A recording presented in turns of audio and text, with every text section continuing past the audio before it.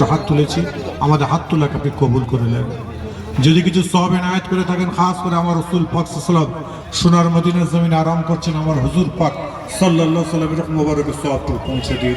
সাহাবা, হুজুর, তাবেঈন, হুজুর আহমদ মুস্তাহিদিন, ফুকাহা, শুহাদা, সালেহিন, হুজুর গন্ধের রূহ পাকে সব পৌঁছে দেন।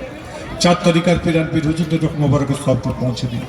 খাস করে যত রোজাদার ভাই এবং যত ভাইরা আমার এসছেন, আমার প্রত্যেকের আব্বা মা, মা বোনেরা এসে এখানে বসে ইফতার করতে এসেছেন, প্রত্যেকের আব্বা মা, দাদা দাদি, নানা নানি, মাই মুরব্বীগণ যারা কবরের মানুষ হয়ে গেছেন, আল্লাহ তানাদের রূহ পাকে সব পৌঁছে দেবেন।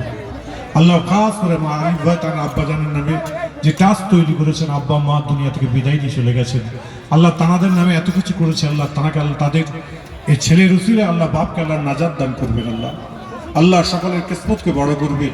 সামনের বছরে, আগামী বছরে আবার সকলকে সুস্থ রেখে আবার ইফতারের মাহফিল এবং রোজা রাখার তৌফিক দান করবে। 1 বছর ধরে আমাদের কারোর বিমার দেবেন না, কারোর মুসিবত দেবেন না।